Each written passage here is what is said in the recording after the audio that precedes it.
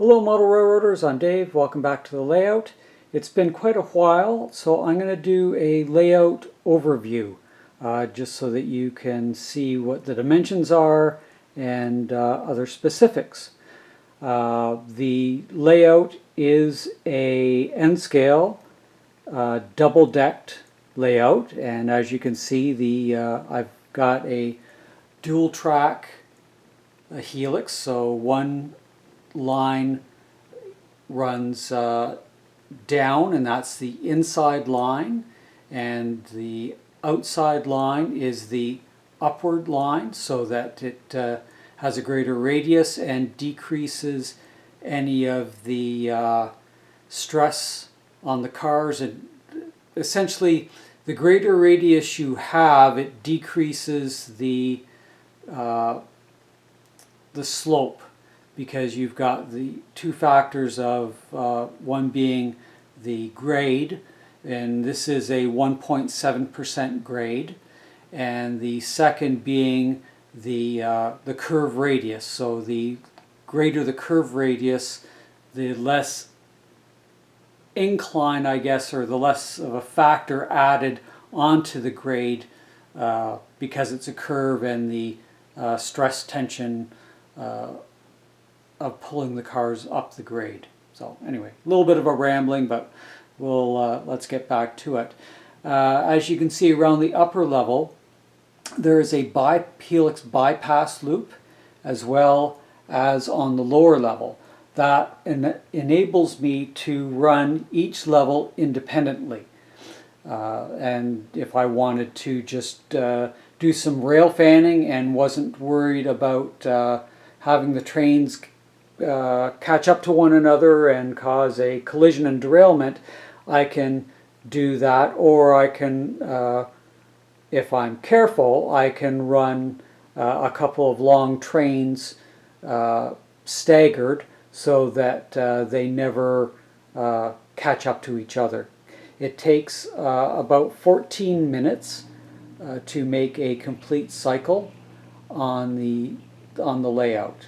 And there is as much track in the helix as there is on the main line in the rest of the layout. So the train will spend about 7 minutes total in either climbing up the helix or coming down the helix, as it will the 7 minutes split between traversing the upper and lower deck.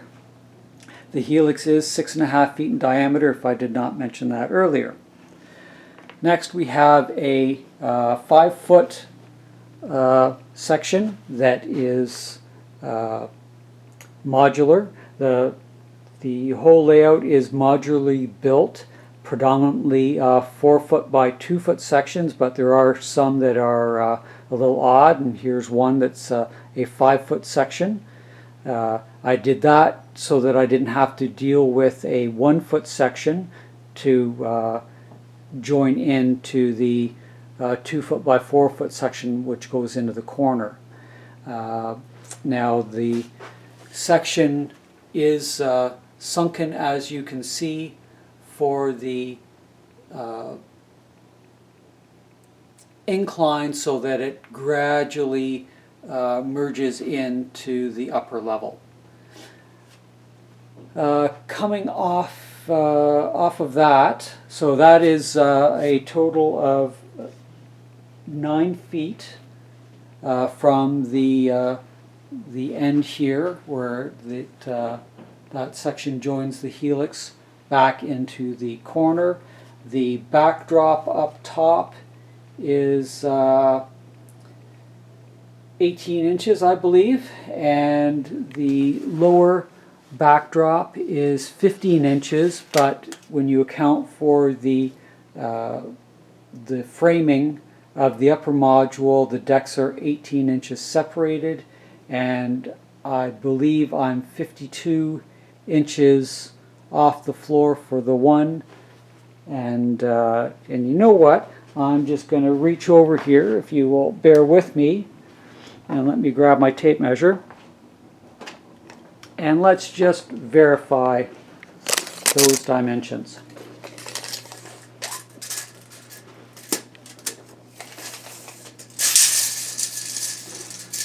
So here we are. So we're at about 36 and a half at the lower level and 54 and a half at the upper level. So I was off by a couple of inches, but the legs do have round-headed bolts in them to make adjustments for level. So that's probably where I was incorrect in some factors, but it's actually 54 inches, not 52.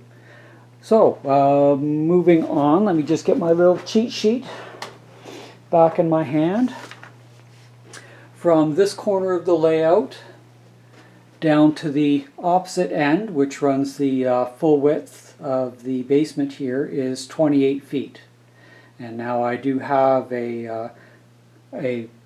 some mainline trains, and the longest is about 27 feet at, I believe it's about 87 cars, and that's the lash up with the CNs at the head and the coal car loads. So we'll see the end of this train, which that and the one behind it are actually on the return loop, and they're the more storage tracks for the mainline trains that I will never break down. I will always have these trains with the cars not broken down. So that way, if I just want to run, have some trains running around the layout, those are my default trains that all the coupler heights and everything has been adjusted, and I know that they will deal with the tension in between the cars and the drag in climbing the helix. So I'm just going to swing you around here and allow you to see. So the main line predominantly parallels itself for most of the layout where I can. There's the turnouts for the diversion around the top of the helix, and then the main line comes down and then runs parallel right down the back of the layout. There is a station here, and which this is a secondary mainline loop to allow for some switching capabilities in industries and such like that. That it is on a foam, half-inch foam, and that foam is not glued down, so that if I did want to change the trackage, I would just disconnect these foam pieces and insert new ones with different track laid on top of the foam. And in a previous video I've discussed in regards to the how to use a hot wire tool to cut your foam inclines for this this situation. I believe I had a comment in that video of did it work, and yes, it works quite well. You just have to account for the joining up against the roadbed. So some different industries down here, and a bit of a storage track as well for the logging run, which this is essentially the end of the logging run. It'll be a little storage area for the Mikado. Eventually I'd like to get a climax, but for now we'll work with the steam, and that's got a sound car attached as well. So that would back up the incline with empties, in pushing empties up the incline, and then come down the incline with the filled log cars, and we'll see that as we move along. And then a bit of a dead space for industry that I'll just fill in with some other buildings that don't require rail. And then at this end we've got 3 buildings that require the sidings. Now from this corner here across over to this corner are two 4x8 sections with a 6-inch section between them, and that gives me 8.5 feet out from the wall. Now this area here, if I look back, you can see the gap between the peninsula and the left-hand side. That's about 30 inches between the two, and that's a good distance. But I wanted, because of the operations in the lower level in the yard and the lower level here with the quarry, I wanted a greater space. So instead of having it feeling really boxed in down at this end, I decided on the 4-foot section to have it narrow down to a 2-foot section, and then expand back up over the next 4-foot section to 4 feet wide, and then on the end are two 4x8 sheet, 4x8 foot sections. Sorry, I'm thinking plywood.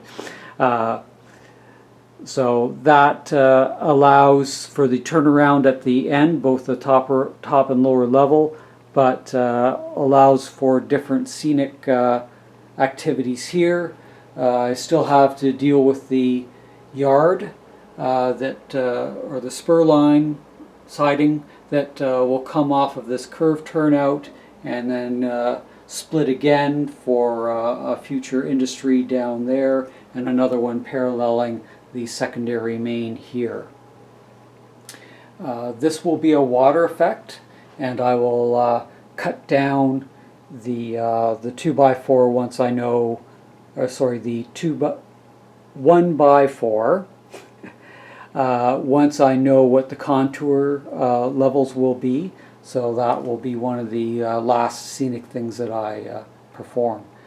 On this section, I went with a shorter scenery divider, or scene divider, I should say, backdrop, and that's because of the lights below, that I only have single bulbs running along, and I wanted that bulb to provide the minimal amount of shadow on each side but light both sides of the scenic divider. So that was the optimum height there, and I believe that's somewhere around 10 or 12 inches. Here, back up in the upper level, this area here, will be more of a town area, and then on this side of the ravine inlet, whatever I want to call the waterway there, this will be a more rural section, and I have another siding to develop here, which this section will be also on foam, so that I could remove it and replace it if wanted, and that will serve the grain elevator and such. These two scenic sections are from my previous layout, and I've just placed them here just as a scenery block for the moment until I do the more appropriate scenery. So this secondary main merges up with this main line that actually runs behind the scenic drop here in a turnout that is actually underneath the hillside. And on top of the hillside we've got the logging run, and we'll look at the switchback as we rotate around. So this other section here of scenic detail was also from my previous layout, and at least I was able to salvage it to work at the top here. So let's continue around, and as you can see here, this is where one aspect of the switchback is. and proceeding on. There's the incline on the left, a decline on the left, the incline on the right, and then a long enough straight to allow for the loco, the sound car, and the appropriate number of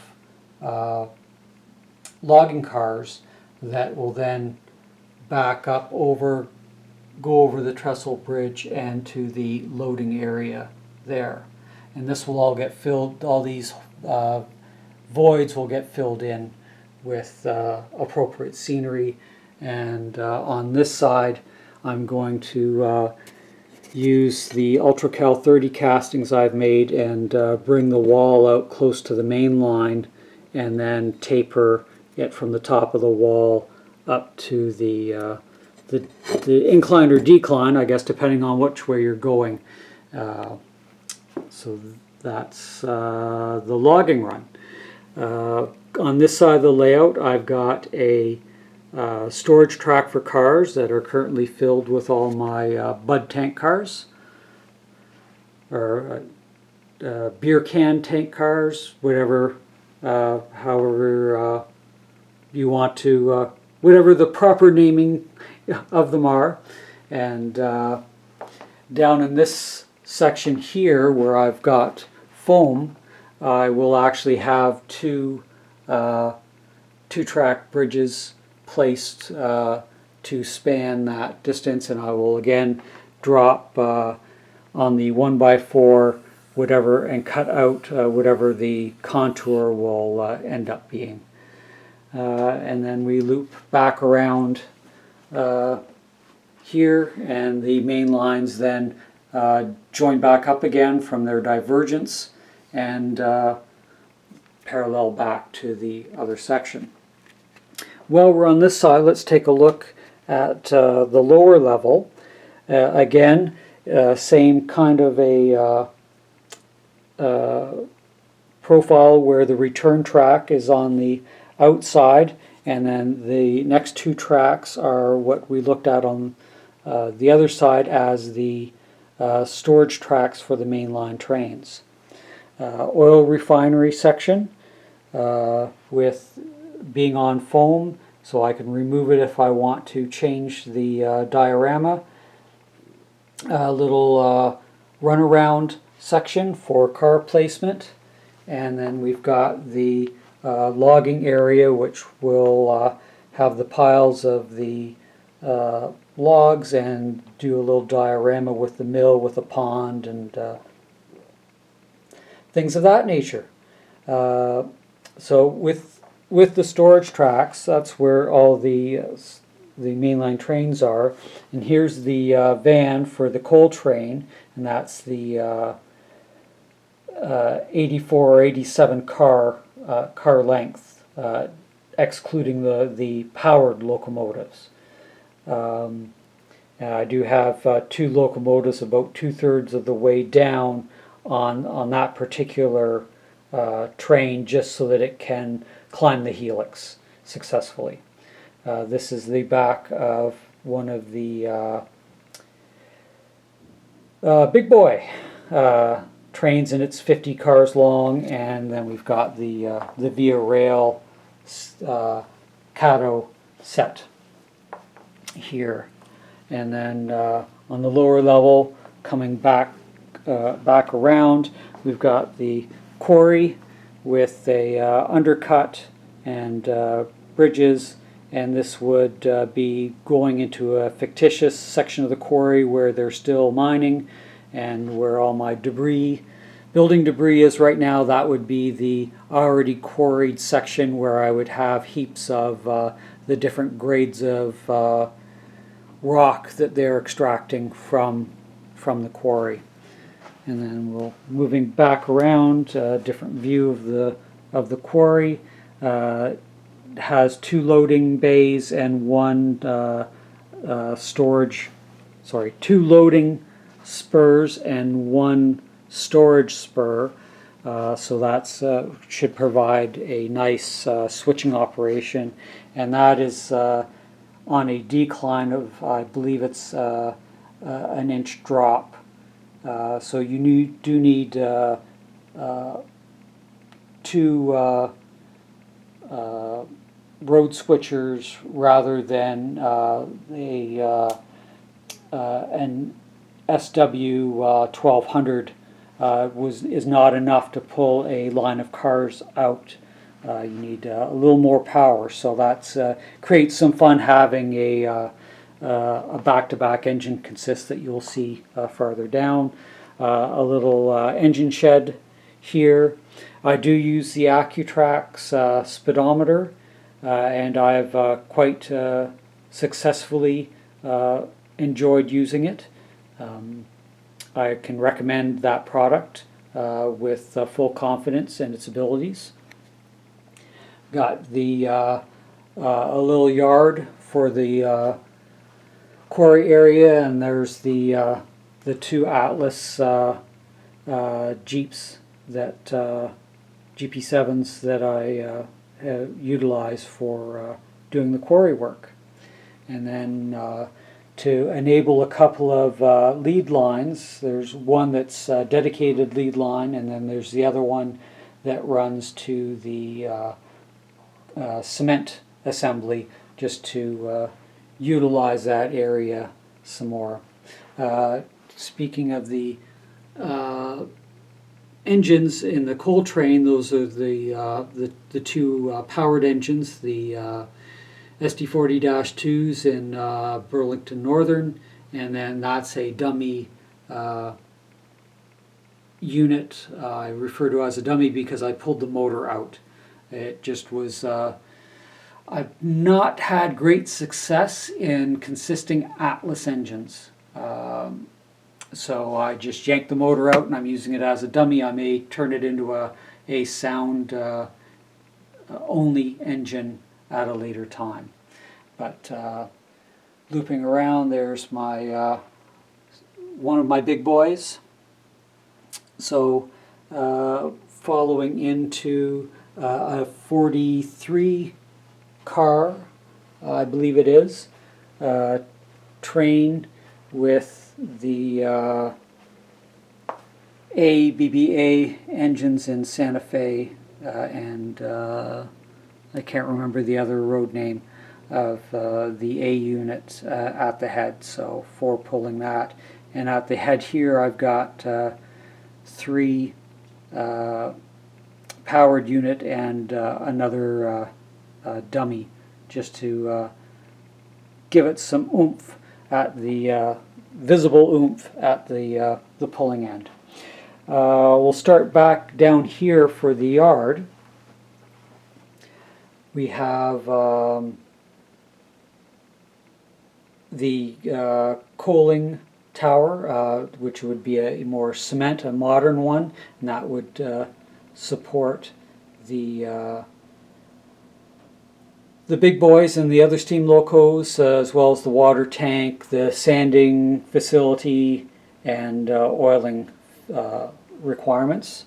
Here, the roundhouse I'm not completely solidified on installing yet. I may change to a more vertical style rather than a rectangular style, where the bridge moves back and forth this way rather than a circular. We have to determine what's going on there.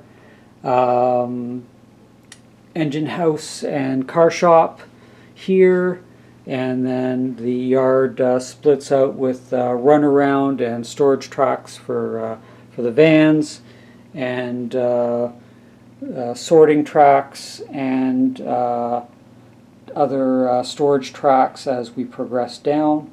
I'll give you a quick look underneath. The yard is all, the turnouts are all tortoise powered and running off of the panels that I've got LEDs in green showing straight through, and the red going off to the left or the right. Yard is 26 feet long. Probably actually more like about 25 feet from the lead-in turnout and the exit turnout into the yard. I did utilize a yard book to try and make it realistic and fit the track plan that I wanted to utilize. So there's a look from there.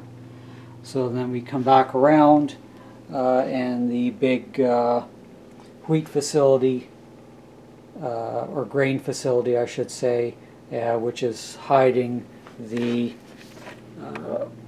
turnouts here for either going around the lower level of the helix or running up and returning from the helix. So there we are, back to the helix, and I'll end the video at this point. As I mentioned before, the modules primarily are 2 foot by 4 foot.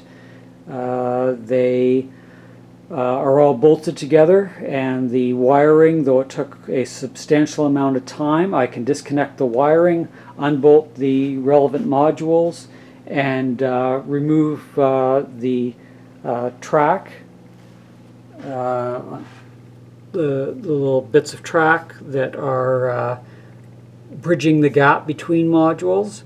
I just have to pull that track all up, and then I can disconnect and pull that whole module out if need be, and that includes the backdrop as well. So I try to make it as versatile as possible, and hope you found it interesting, and hope everyone is still staying safe. And till the next video,